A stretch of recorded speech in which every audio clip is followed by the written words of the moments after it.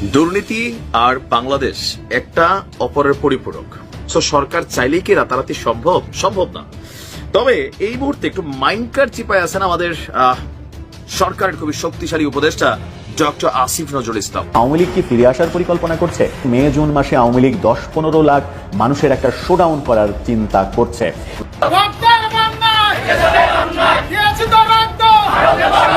বাংলাদেশ আওয়ামী লীগের বিরুদ্ধে অসংখ্য অভিযোগ ছিল। এই অভিযোগগুলো ছিল তথাকথিত কতিপয়। তো এদের মধ্যে একজন যে ছিল অন্যতম, সেটা হচ্ছে ডক্টর আসিফ শাহ নজরুল। এদের মতো তথাকথিত বাটপারগুলোর কারণে বাংলাদেশের পরিণতি দিনকে দিন খারাপের দিকে যাচ্ছে। বাংলাদেশে যদি দুর্ভিক্ষ লাগে, এদের চামড়া বাংলাদেশের মানুষ টেনে ছিড়বে। দেখেন আপনারা বলে দিলাম, চাইনা ছিড়বে। টেকনাফ থেকে তেতুলিয়া, রূপসা থেকে পাতুরিয়া, সকল জায়গায় এখন আওয়ামী লীগের ঝটিকা মিছিল, সকল জায়গায় এখন আওয়ামী লীগের বিক্ষোভ মিছিল। হাজারে সাধারণ কর্মীরা জড়ো হচ্ছে এবং তাদের সাথে সাধারণ জনগণ একত্রিত হয়ে বিক্ষোভ মিছিল সংগঠিত করছে। এখন প্রশ্ন উঠেছে যে জেনারেল ওয়াকার তাহলে কোন পক্ষে? তিনি যদি আওয়ামী লীগ না হন তাহলে তার কোন পক্ষে? এখন সেনাপ্রধান এক পক্ষ আওয়ামী লীগ বলতেছে তিনি আওয়ামী লীগ বিরোধী, আবার নাগরিকরা বলতেছে যে তার আওয়ামী লীগ প্রীতি রয়েছে, তাহলে তিনি কোন পক্ষে? এই মুহূর্তে একটু মাইন্ডকার চিপায় আছেন আমাদের সরকারের খুবই শক্তিশালী উপদেষ্টা ডক্টর আসিফ নজরুল ইসলাম। মে এবং জুন এই দুইটা মাসের মধ্যেই আওয়ামী লীগ রাজপথের দখল নেবে এবং এই দখলের ক্ষেত্রে শেখ হাসিনার যে ক্যারিসমেটিক পদ্ধতি, প্রায় 15 লক্ষ মানুষ একত্রিত হয়ে ঢাকার রাজপথ দখল করবে। দর্শক বন্ধুরা, বাংলাদেশের সাবেক প্রধানমন্ত্রী শেখ হাসিনা আমাদের বাংলাদেশের সেনাবাহিনীর কপাল খুলে দিল, কিংবা শেখ হাসিনা কিংবা আওয়ামী লীগের পক্ষ থেকে আমাদের বাংলাদেশের সেনাবাহিনীর আপনার বিশাল একটা। সুপ্রিয় দর্শক মন্ডলী, আসসালামু আলাইকুম ওয়া রাহমাতুল্লাহ। আশা করি সবাই ভালো এবং সুস্থ আছেন। স্বাগতম জানাচ্ছি আমাদের আরেকটি নতুন ভিডিওতে। সুপ্রিয় দর্শক মন্ডলী, বর্তমান রাজনীতির আলোচনার প্রেক্ষাপটে খুবই একটু গুরুত্বপূর্ণ ভিডিও নিয়ে আপনাদের সামনে হাজির হয়েছি।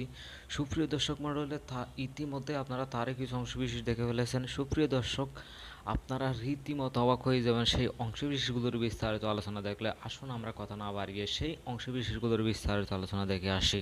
সুপ্রিয় দর্শক, তার আগে আপনাদের হতে ছোট্ট একটা রিকোয়েস্ট, যারা আমার চ্যানেলে নতুন, চ্যানেলটি সাবস্ক্রাইব করে বেল আইকনটি অন করে দেন, যাতে আমার ভিডিও সবার আগে আপনার কাছে পৌঁছে যায়। সুপ্রিয় দর্শক, আসুন আমরা সেই বিস্তারিত আলোচনাটা দেখে আসি।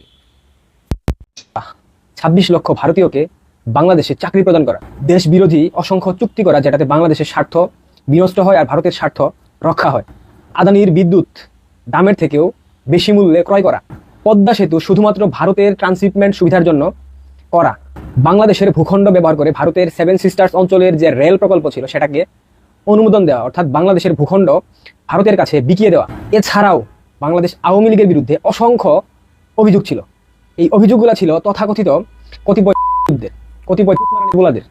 তো এদের মধ্যে একজন যে ছিল অন্যতম, সেটা হচ্ছে ডক্টর আসিফ শাহ নজরুল। এরপর জামাতি, বামাতি, বিএনপি, এবি পার্টি, খেলাফতে মজলিস, হেফাজতে ইসলাম, ইসলামী আন্দোলন বাংলাদেশ থেকে শুরু করে যতগুলা মৌলবাদী জঙ্গি রাজনৈতিক দল বাংলাদেশে রয়েছে, যারা ধর্মের লেবাস ব্যবহার করে, ধর্মীয় অনুভূতি ব্যবহার করে বাংলাদেশের মানুষকে প্রতিনিয়ত টুপি পরায়। এই টুপি পরা কাঠমোল্লারা সবসময় বলেছে বাংলাদেশ আওয়ামী লীগ ভারত ঘেঁষা দল, বাংলাদেশ আওয়ামী লীগ ভারতের কাছে বাংলাদেশকে বিক্রি করে দিয়েছে। এই ধরনের অসংখ্য অভিযোগ আমরা গত 15 বছর মিডিয়াতে, টক শোতে দেখলেই বিভিন্ন ধরনের কথা আমরা শুনেছি। বাংলাদেশের তথাকথিত অনলাইন অ্যাক্টিভিস্ট গোলাম মোল্লা রনি আর ইলিয়াস পিনাকি তো আছেই, এছাড়াও ওই যে নবাব কলিমুল্লাহ, নবাব জাদা, এরপর আরো অনেক ভাই, আরো অনেক মাসুদ কামাল থেকে শুরু করে বাংলাদেশের বিভিন্ন অ্যাক্টিভিস্ট, সাংবাদিক, সংবাদ মাধ্যম কর্মী, গণমাধ্যম কর্মী যারাই ছিল, সবার অভিযোগ ছিল বাংলাদেশ আওয়ামী লীগ শুধুমাত্র ভারতের স্বার্থ রক্ষা করে, বাংলাদেশের স্বার্থ রক্ষা করে না।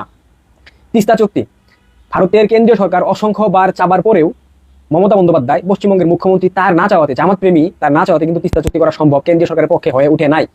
আপনারা এও জানেন মমতা বন্দ্যোপাধ্যায় জামাত প্রেমী, মৌলবাদী প্রেমী, এবং তার কারণে কিন্তু সীমান্তবর্তী অঞ্চলে যাতে খুব সহজভাবে স্মাগলিং করা যায়, সেই জন্য তিনি ভারতের কেন্দ্রীয় সরকারকে সীমান্তবর্তী অঞ্চলে, অর্থাৎ পশ্চিমবঙ্গ বাংলাদেশের যে সীমান্তবর্তী অঞ্চল, সেই অঞ্চলে কাঁটাতারে বেড়া দিতে দেন না, শুধুমাত্র অনৈতিক ব্যবসা, স্মাগলিং বন্ধ হবে দেখা। এরপর এছাড়াও ভাই অসংখ্য অভিযোগ ছিল ভারতের আপনার 26 লক্ষ ভারতীয়কে চাকরি দিয়ে বাংলাদেশের যুবকদের বেকার বানিয়ে রেখেছে, আদানির বিদ্যুৎ বেশি দামে কিনেছে, যেটা অন্য জায়গা থেকে নেপাল থেকে কিনতে পারতো। এরকম অসংখ্য অভিযোগ আছে। কিন্তু এই যে 8 মাস যাবত তোমাদের আব্বা ডক্টর ইউনূস ক্ষমতায়, ডক্টর ইউনূস তো কোনো চুক্তি বাতিল করে নাই। এত দেশ বিরোধী চুক্তি, দেশের স্বার্থ বিরোধী চুক্তি, কই ইউনূসকে তো দেখলাম না একটা চুক্তি বাতিল করে দিতে, কেন দিল না? অন্যদিকে ভারত তাদের ট্রান্সশিপমেন্ট সুবিধা বন্ধ করে দিয়েছে। বাংলাদেশ তাদের বিমানবন্দর, তাদের স্থলপথ, জলপথ ব্যবহার করে বিশ্বের বিভিন্ন প্রান্তে তাদের যে তৈরি পোশাক শিল্প সেটাকে রপ্তানি করতো, সেই রপ্তানি সুযোগ কিন্তু বন্ধ করে দেওয়াতে বাংলাদেশের প্রায় 2000 কোটি টাকা বাৎসরিক ক্ষতির সম্মুখীন হচ্ছে, যেটা বাংলাদেশের বাণিজ্য উপদেষ্টা তিনি নিজের মুখে বলেছেন।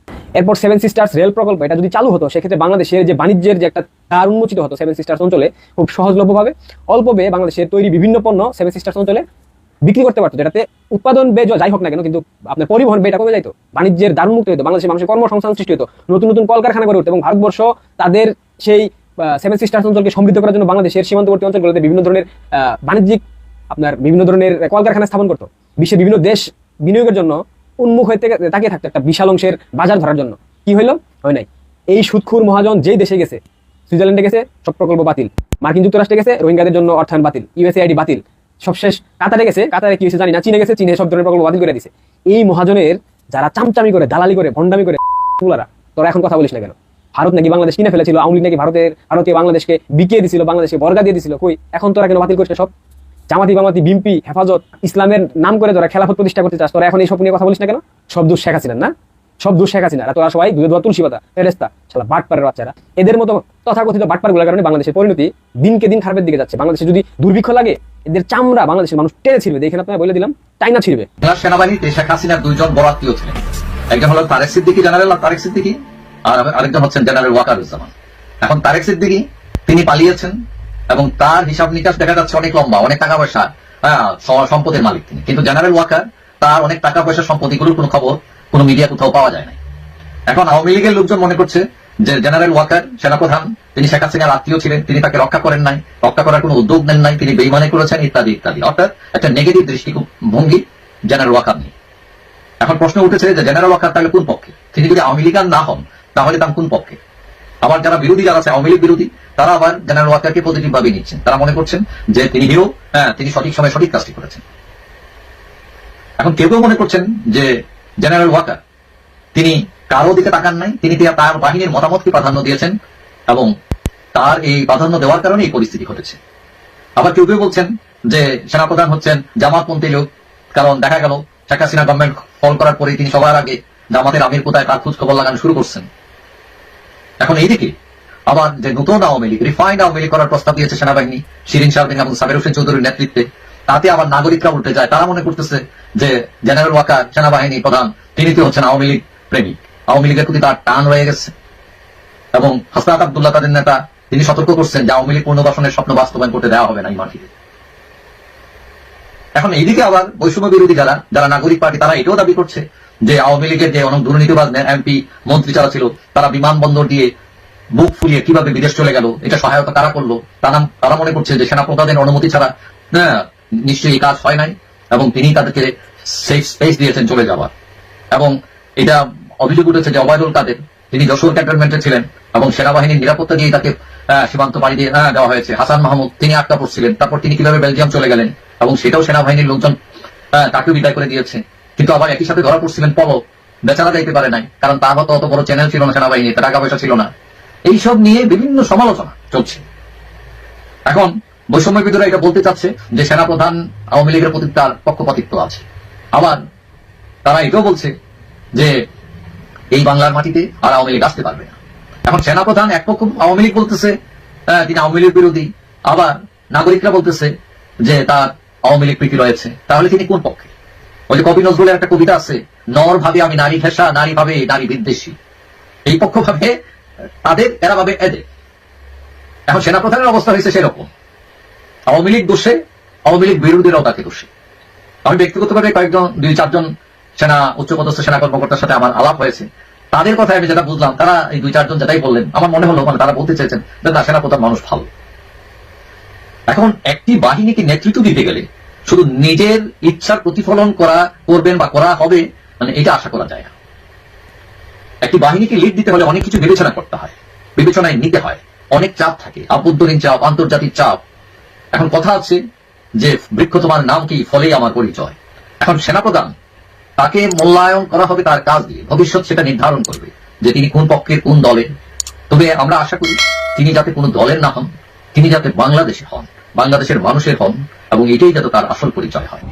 দর্শক বন্ধুরা, বাংলাদেশের সাবেক প্রধানমন্ত্রী শেখ হাসিনা আমাদের বাংলাদেশের সেনাবাহিনীর কপাল খুলে দিল, কিংবা শেখ হাসিনা কিংবা আওয়ামী লীগের পক্ষ থেকে আমাদের বাংলাদেশের সেনাবাহিনীর আপনার বিশাল একটা সুসংবাদ দিয়ে গেছে।